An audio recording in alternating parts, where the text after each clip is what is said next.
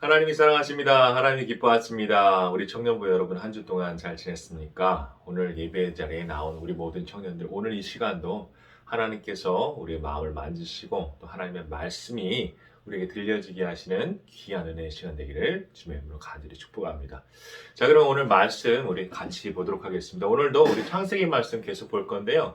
창세기 4장 말씀입니다. 창세기 4장 우리 3절부터 7절까지 말씀, 3절부터 7절까지의 말씀, 우리 4절밖에 안 되니까요. 우리 한 목소리로 같이 읽도록 하겠습니다.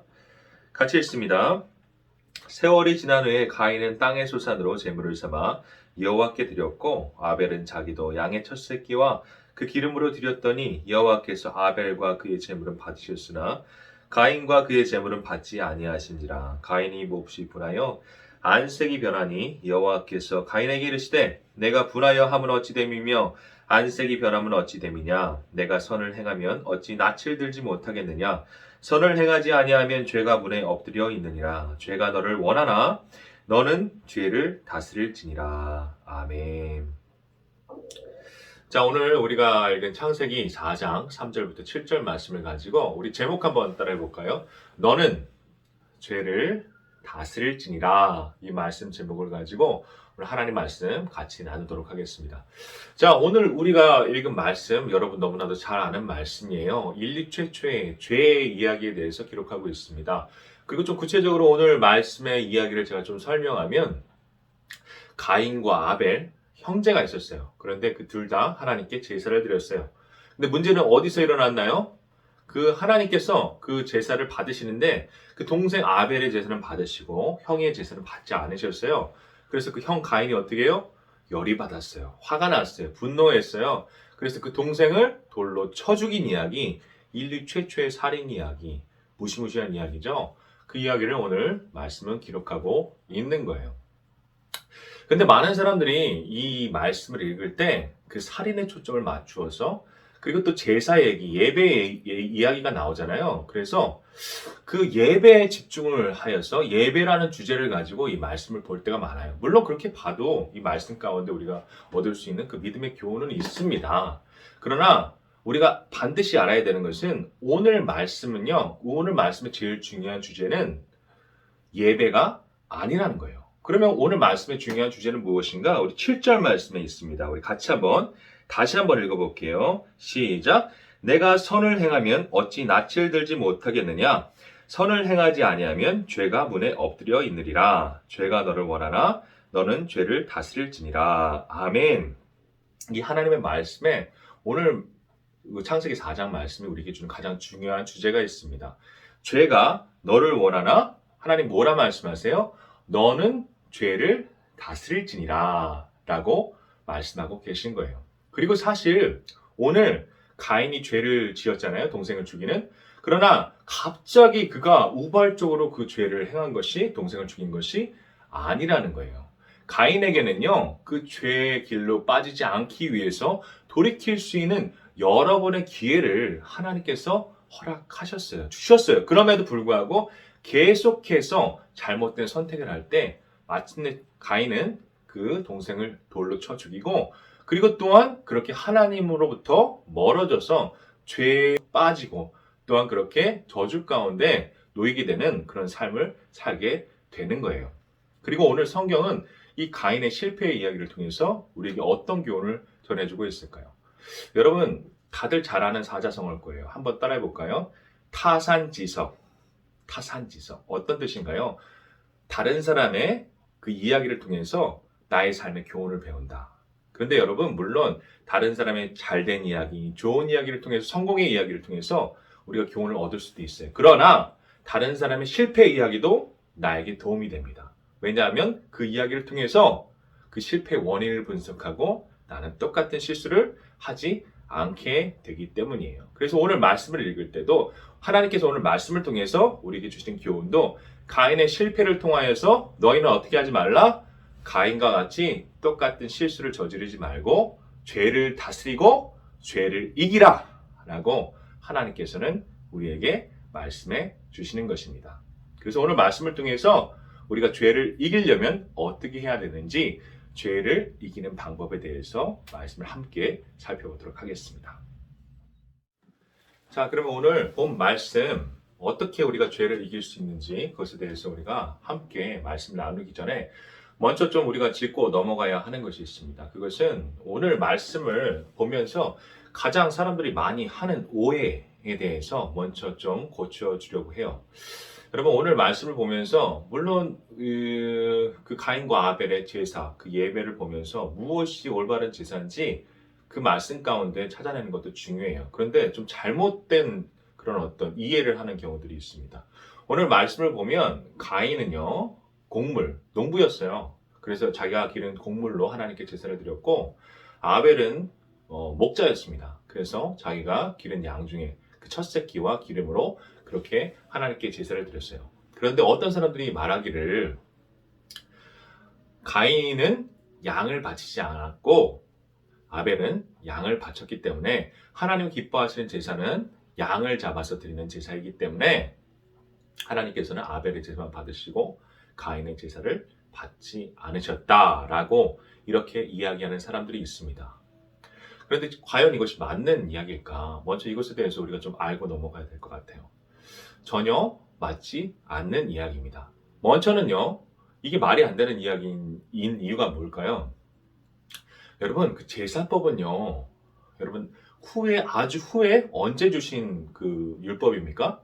모세 시대에 한 몇천 년 후에 모세 시대 때 하나님께서 주신 율법이에요. 그런데 그 율법을 가지고 지금 그 율법을 하나님께서 가르쳐 주시지도 않았는데 가르쳐 주시지도 않은 율법을 가지고 가인을 잘못했다 하나님께서 책망하시면 있지도 않은 율법, 아직 있지도 않은 율법을 가지고 그렇게 가인을 판단하시면 하나님이 정의로우신 분, 공의로우신 분이 아니시겠죠. 그리고 두 번째로 그래요. 하나님께서는 이스라엘 백성 후에 그 가인과 아벨 후손들에게 그렇게 제사법, 율법을 주셨어요. 그러나 그 제사법을 살펴봐도요.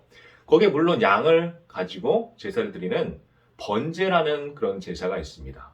양과 소와 염소 같은 것, 짐승을 잡아서 그 제단 위에 올려놓고 태우는 제사입니다. 그런데 그것만 있는 게 아니라는 거예요.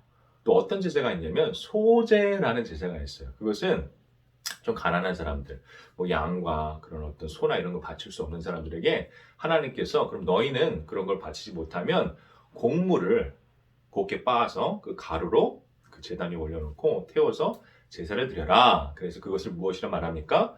소제라고 이야기하는 거예요. 그래서 팩트 체크 들어갑니다.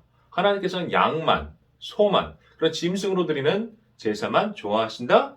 전혀 그렇지 않다는 것이죠. 그래서 오늘 이 이야기의 주된 문제, 우리가 집중해 보아야 할 것은 그 제사를 드릴 때 무엇을 드렸는가에 맞춰져 있지 않다는 거예요.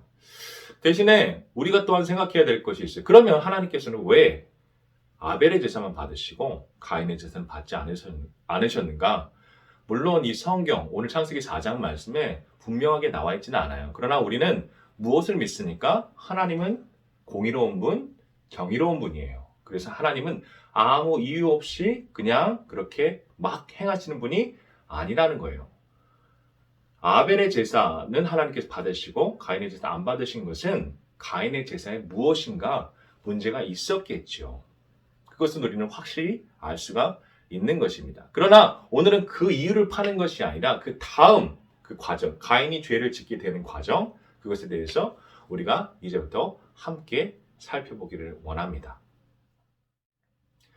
자, 그러면 이제 본 우리 주제로 돌아가서 그럼 가인은 어떻게 해서 그런 흉악한 죄, 동생 아벨을 돌로 쳐 죽이는 죄를 범하게 되었을까?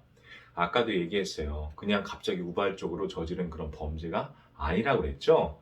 그 범죄하기까지, 그 범죄를 저지르기까지 많은 과정들이 있었고 하나님께서는 가인에게 돌이킬 수 있는 그런 기회들을 주셨어요.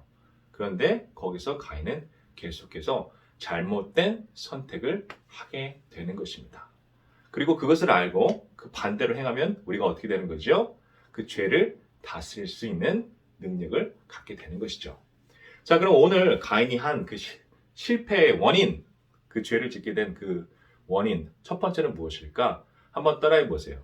가인은 하나님께 묻지 않았다.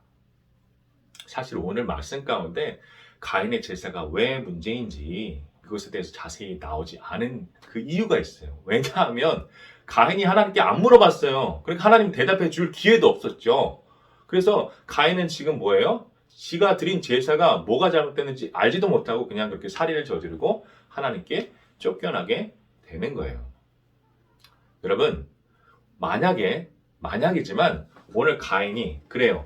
동생 제사는 하나님께서 받으셨어요. 나의 제사는 안 받으셨어요. 그래서 막 화가 나요. 근데 가인이 정신 차리고 뭔가 이유가 있겠지 하고 하나님께 먼저 물었다면 하나님께서 막 화를 내셨을까요? 네가 알아서 해야지. 네가 잘 생각해봐! 라고 하고 그렇게 가인을 혼내셨을까요? 아니죠. 하나님께 친절하게 가르쳐 주셨겠죠. 너가 무엇을 잘못했고 내가 너의 제사를 받지 않은 이유는 이러이러해서다 라고 그렇게 가인에게 말씀해 주셨겠죠. 그리고 가인은 그걸 듣고 그랬군요. 그래서 하나님이 안 받으셨군요. 라고 자신을 고치고 다시 하나님께 제사를 드리면 하나님께서 그 제사 기뻐 아니 받으실 이유가 없겠지요. 네, 여러분, 이 말씀이 우리에게 주는 중요한 교훈이 있습니다. 그것은 우리가 우리 삶을 살아갈 때도요, 우리가 가인과 같은 실수를 저지를 때가 너무나도 많다는 거예요. 여러분, 우리 삶에도 가인이 겪은 그런 실패, 그리고 가인이 겪은 그런 좌절들을 경험할 때가 있습니다. 근데 그럴 때 우리가 하는 일이 있어요. 그것은 가인처럼 그냥 감정대로 행하는 거예요. 내 생각대로, 그냥 내 느낌대로 그냥 그렇게 행하는 거예요. 그리고 또 더 일이 꼬이면 어떻게 해요? 가인처럼 하나님을 원망하는 거예요. 왜 하나님 이렇게 일이 꼬이게 하십니까? 왜 하나님 이렇게 일이 안 되게 하십니까? 근데 하나님은 답답해 하세요. 야, 네가 좀 물었어야지. 무엇을 잘못했는지 나한테 좀 물었어야지. 나한테 그런 잘 되고 잘못된 것을 가르쳐줄 기회도 주지 않고 네 멋대로 하고 실패했으면서 나를 왜 원망하느냐. 하나님도 이런 마음이 아니실까? 그런 생각이 듭니다. 여러분, 오늘 말씀을 묵상하면서요, 한 성경의 인물이 떠올랐어요. 이 사람은 오늘 가인과는 전혀 반대의 선택을 한 사람입니다. 다윗인데요. 다윗이 이제 이스라엘 왕이 됐어요. 근데 다윗의 소원이 있었습니다. 그것은 무엇이냐? 지금 왕이 됐어요. 그래서 자기의 궁전도 있어요. 자기의 성읍도 있어요. 그런데 그 성읍에 뭐가 없었어요? 하나님의 언약궤가 없었어요. 그런데 그 이제 언약궤가 어디에 있었냐? 오벳 에돔이라는 사람의 집에 보관돼 있었습니다. 그래서 이 언약궤를 가져오려고 이제 다윗이 하는 일이 있어요. 그것은 이제 하나님의 언약궤잖아요. 그러니까 다윗 나름대로 자기가 이제 하나님에 대한 정성을 이제 보여드리려고 멋있는 마차를, 그리고 수많은 사람들을 길에 쫙 도열, 그 오베드돔의 집부터 예루살렘 성읍까지 도열을 시킨 거예요. 그리고 그 언약궤를 어떻게 끌게 했냐면 그 멋진 마차를 소 4마리가 그렇게 끌게 한 거예요. 그래서 이제 멋있는 행사죠. 퍼레이드죠. 그것이 일어나는데 가다가 갑자기 소가 뛰는 거예요. 뭘 봤는지 모르지만, 그래서 소가 뛰니까 어떻게 수레가 휘청하니까 수레 위에 있던 그 언약궤가 흘러내리게 되는 것입니다. 그런데 그 수레를 끌고 가던 그 대장이 있었어요. 그 사람이 누구냐면 우사라는 종인데, 그 우사라는 사람이 언약궤가 떨어지니까 그것이 땅에 떨어지면 안 되잖아요. 그래서 그걸 딱 잡는 순간 어떻게 됐어요? 언약궤는 사람이 만지면 안 돼요. 제사장들, 거룩한 사람들만 만져야 되는 건데 이 우사는 제사장이 아니에요. 그 사람이 만졌으니까 하나님께서 그 사람을 치셨다. 그래서 우사가 죽게 되었어요. 그걸 보고 다윗이 너무 열받았어요. 하나님 왜 그러세요? 지금 내가 하나님 위에서 하나님 언약궤를 나의 성읍으로, 그리고 우리 예루살렘 안으로 들여오려고 하는데 이 나의 모든 정성을 다해서 멋진 수레를 만들고 많은 사람들을 도열해서 그렇게 하나님 모시려고 하는데 왜 이러십니까? 라고, 그런 내용이 성경에 나오진 않지만 제가 그런 다윗의 마음을 상상해 봤어요. 근데 다윗이 하는 슬기로운 일이 있어요. 거기서 딱 멈춰요. 딱 멈추고 그 언약궤는 거기에 그대로 두고 다시 예루살렘으로 돌아가는 거예요. 그 돌아가서 하는 일이 무엇이냐? 물론 성경에 그런 내용은 나오지 않지만 나중에 다윗이 다시 한번 언약궤를 가지러 왔을 때 그가 하는 일을 보면 그가 어떤 일을, 그 실패를 경험하고 돌아가서 했는지를 충분히 예상할 수가 있어요. 다윗이 다시 와서 하는 일이 있어요. 그것은 무엇이냐? 이전에는요, 그냥 자기 생각대로 이렇게 하면 하나님 좋아하시겠지, 이런 멋진 마차 만들고 멋진 소 4마리가 이렇게 다 끌고 사람들 도열해서 같이 하나님 언약궤 모실 때 막 이렇게 퍼레이드 하면 좋아하시겠지 라고 지 생각대로 그렇게 했던 거예요. 그런데 다시 돌아와서 다윗이 하는 일은 레위인들 다 불러와. 레위인들 중에 그 언약궤를 매는 사람들, 그 특별한 사람들이 있어요. 그 고아 자손들인가 그럴 거예요. 그 자손들을 불러와. 그래서 그들로 하여금 어깨에 그 언약궤를 매게 해라. 그리고 그렇게 몇 발자국 갈 때마다 다윗은 어떻게 해요? 제단을 쌓고 하나님께 예배를 드리고 예배 드리고 나서 또 몇 발자국. 그렇게 오래 걸렸겠죠. 그런데 어떻게 해요? 이제는 지 생각대로가 아니라 하나님께서 가르쳐 주신 방법대로, 하나님께서 기뻐하시는 방법대로 그렇게 언약궤를 모셔오게 되는 거예요. 그리고 이번에는 실패했습니까? 성공했습니까? 당연히 성공했죠. 하나님 기뻐하시는 방법대로 했으니까. 다윗이 이 방법, 하나님 기뻐하시는 방법을 어떻게 알게 됐을까요? 여러분, 그렇게 하나님께서 우사를 치시고 열받아서 예루살렘 들어가서 다윗이 하는 일이 무엇이었을까? 그것은 여러분, 제가 충분히 예상하는 것은 그렇게 화가 났어요. 그렇게 감정이 동해. 그러나 침착하게 다시 한번 생각하는 거예요. 하나님께서 왜 안 받으셨지? 하나님께서, 그것도 하나의 예배잖아요. 다윗이 하나님께 드린 예배잖아요. 하나님께서 내 예배를 왜 안 받으셨지? 생각해 보는 거예요. 그리고 그 답을 어디서 찾는 거예요? 딴 데서 찾는 것이 아니에요. 다른 어떤 사람한테 물어보는 것이 아니라 하나님의 말씀, 그것을 다시 한번 확인하는 것입니다.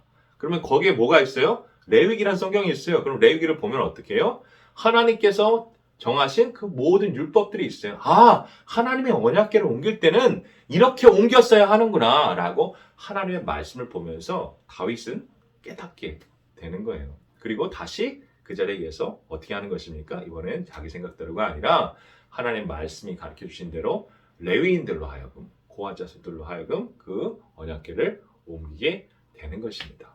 그리고 다윗은 그렇게 성공하게 되는 거예요. 여러분, 오늘 가인의 실패의 이야기와 다윗의 성공의 이야기를 통해서 하나님께서 우리에게 가르쳐 주시는 중요한 진리는 무엇인가?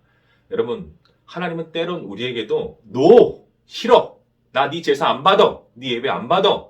라고 말씀하시는 때가 있어요. 그런데 그때 우리가 하나님께 그냥 마냥 섭섭해하고 막 가인처럼 막 분내고 화내고 하나님 원망하고 이런 것이 지혜로운 것이 아니라는 거예요. 하나님은 아무 이유 없이 그렇게 우리의 예배나 제사를 안 받으시는 분, 우리의 사역이 꼬이게 하시는 분이 아니라는 거예요. 그럼 우리가 그 실패를 경험할 때, 하나님의 노를 경험할 때 지혜롭게 행하는 방법은 무엇이냐? 여러분 따라해 보세요. 묻는 것. 누구에게요? 하나님께 묻는 거예요. 겸손하게 하나님 앞에 나아가서 하나님, 제 예배를 왜 안 받으셨나요? 무엇이 잘못인가요? 제가 무엇을 고쳐야겠습니까? 라고 하나님께 물어가면서 그 말씀을 확인해가면서 그렇게 하나님께 기도하면서 나의 잘못된 것들, 나의 죄된 것들을 깎아내면서 하나님의 아름다운 모습으로 하나님께서 원하시는 방법대로 다시 그렇게 행할 때, 다시 우리가 그렇게 사역할 때, 다시 그렇게 우리가 찬양할 때, 다시 그렇게 우리가 예배 드릴 때 하나님께서는 우리의 예배를, 우리가 하는 모든 사역들을 기뻐 받지 아니하실 이유가 없다는 것이죠. 그래서 간절히 바라고 원하는 것은 우리 모든 청년들 정말 진심으로 축복합니다. 하나님께 묻기를 주저하지 않는 우리 모든 청년들 되기를 원합니다. 하나님의 말씀을 더욱 사랑하는 우리 청년들 되기를 원합니다. 그래서 어렵고 힘들고 벽에 부딪힐 때 거기서 그냥 낙심하고 좌절하는 것이 아니라 하나님께 묻고 하나님의 말씀을 의뢰하고 그 말씀 안에서 답을 찾고 길을 찾고 하나님의 뜻 가운데 항상 거하는, 그래서 하나님께서 그 뜻 가운데 걸어가는 사람들에게 경험하게 하시는 그 은혜와 축복을 충만히 경험하는 우리 모든 청년들 되기를 주님의 이름으로 간절히 축복합니다. 자, 한 가지만 더 나누고 오늘 말씀을 마치려고 합니다. 느낌이 오늘 설교는 조금 빨리 끝날 것 같습니다. 그렇죠? 자, 오늘 말씀 우리 6절과 7절 말씀 우리 다시 한번 읽어보도록 할게요. 6절과 7절입니다. 같이 읽겠습니다.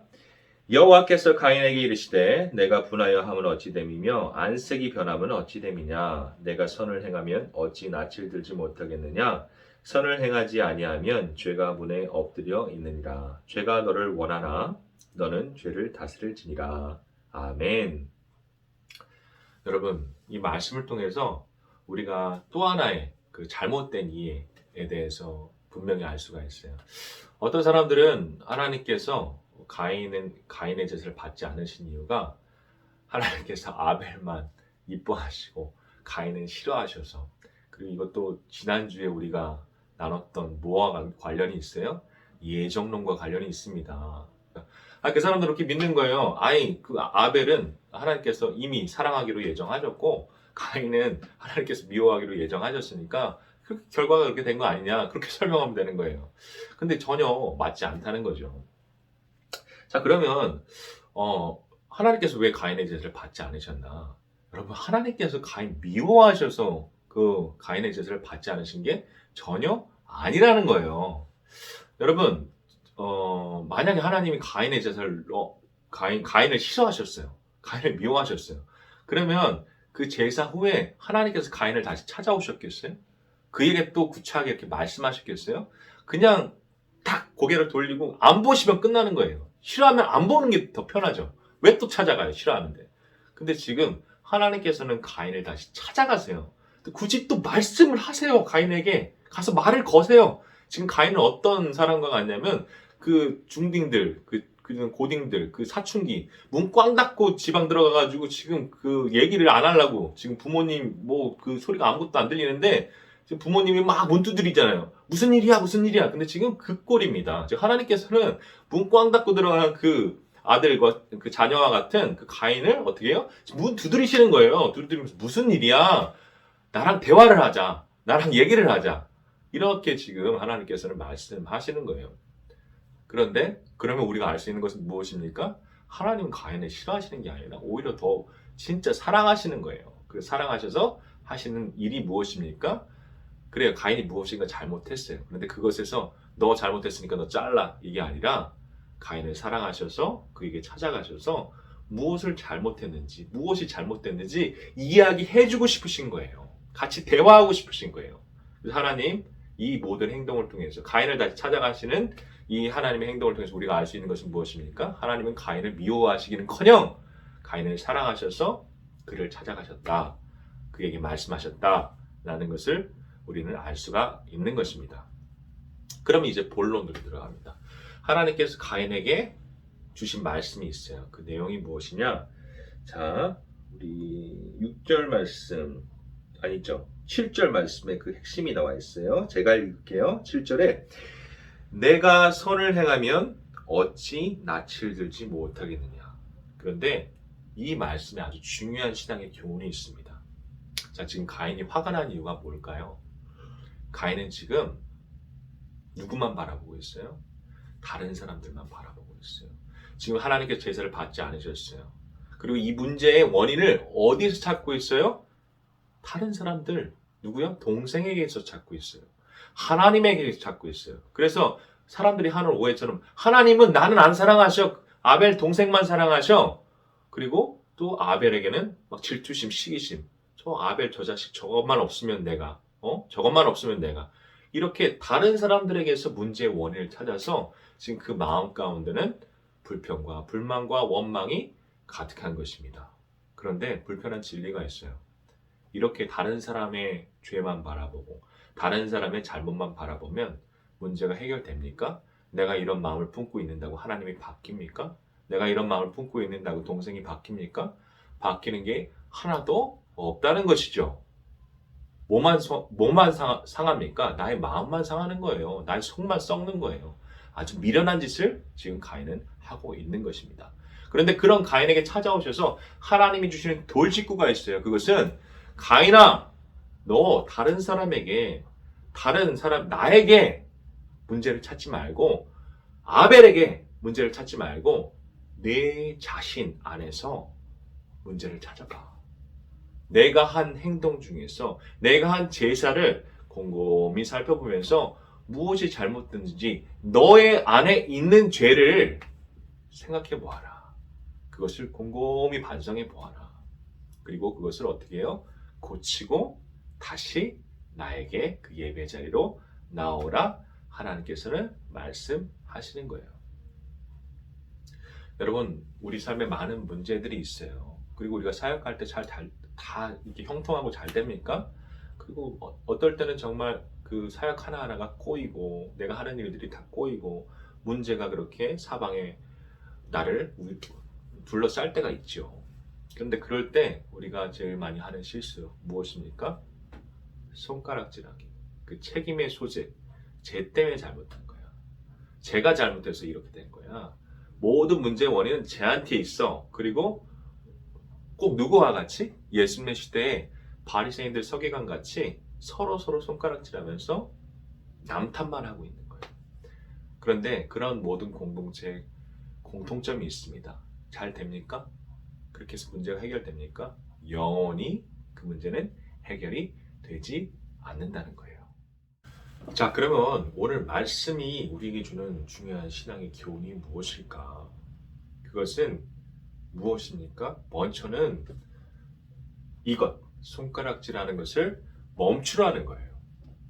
그리고 손가락질 하는 것 대신에 무엇을 하라고 말씀하시는 것입니까? 아까 우리 첫 번째 주제에서 이야기했죠? 물으라는 거예요. 누구에게? 하나님께 물으라는 거예요. 그리고 그 하나님께 묻는 방법은 크게 두 가지가 있습니다. 하나는 하나님의 말씀을 우리가 듣고 묵상하고 상고하고, 또 하나는 무엇입니까? 우리가 하나님께 기도하는 거예요. 기도하는 거예요. 그리고 그렇게 우리가 말씀의 빛으로 남을 비추는 것이 아니에요. 바리새인 서기관들처럼 그 하나님의 말씀과 율법의 잣대로 저 사람 죄인, 저 사람 죄인, 저 사람 연약한 사람, 저 사람 부족한 사람, 그렇게 남을 판단하는 것이 아니라 그 말씀의 빛으로 누굴 비추라? 나를 비추라. 그리고 우리가 기도할 때 그 성령의 감동감과 역사하심으로 하나님께서는 오늘도 우리에게 깨닫게 하세요. 무엇을요? 이전에는요, 남 때문인 줄 알았어요. 저 사람 때문인 줄 알았어요. 저 인간 때문에 잘못되는 줄 알았어요. 그런데 우리가 기도할 때 성령님께서 나에게 깨닫게 하시는 것은, 이것이 다른 사람 때문에 그런 것이 아니구나. 저 사람 때문에 그런 것이 아니구나. 저 사람의 부족함 때문에 그런 것이 아니구나. 그러면 누구 때문에? 나 때문에. 내 안에 있는 죄 때문에, 내 안에 있는 연약함과 부족함 때문에 이런 문제가 일어났구나 라는 것을 깨닫게 하시는 거예요. 그리고 좀 더 구체적으로 하나님께서 우리에게 무엇으로 말씀하세요? 성경 말씀을 통해서 우리가 무엇을 잘못했는지 하나하나 되짚어서 알고 또한 깨닫게 하시는 것입니다. 그러면 지혜로운 사람은 그렇게 하나님께서 우리에게 행하실 때 어떻게 해야 할까? 그것은 무엇입니까? 우리가 잘 아는 단어가 있습니다. 그것이 무엇인가? 회개입니다. 하나님께서 나의 죄를 깨닫게 하실 때 겸손히 하나님 앞에 엎드려서 회개하고 말로만 하는 것이 아니라 진짜 나의 삶을 고치고 하나님께서 기뻐하시는 그 삶의 방향으로 다시 한번 나의 가는 길을 틀어내는 것, 그것이 오늘 성경이 우리에게 말하는 중요한 믿음의 교훈인 것입니다. 그리고 중요한 것은 아까 잘못된 공동체에 대해서 제가 이야기했죠. 그런데 이렇게 서로 내 안에서 하나님 말씀의 빛 가운데 성령의 감동하신 가운데 죄를 찾아내고 그 주님 안에서 그 모난 부분을 서로 쳐내는 그런 공동체는 어떻게 될까요? 아까 말한 잘못된 공동체의 반대겠죠. 어떤 문제가 있어도요, 어떤 역경이 있어도요, 어떤 힘들게 꼬인 그런 상황들이 있어도요, 이런 공동체는 주님 주시는 지혜 가운데 다 그것을 풀어낼 수 있습니다. 다 그것을 이겨낼 수 있습니다. 그리고 그렇게 하나님 회개하는 심령 가운데 부어주시는 은혜와 축복 가운데 날마다 더 부흥하고 하나님께 기쁨이 되는 공동체로 세워지는 것을 우리는 볼 수가 있는 것입니다. 그리고 간절히 축복하는 것은 누가 그런 공동체가 되기를 바란다?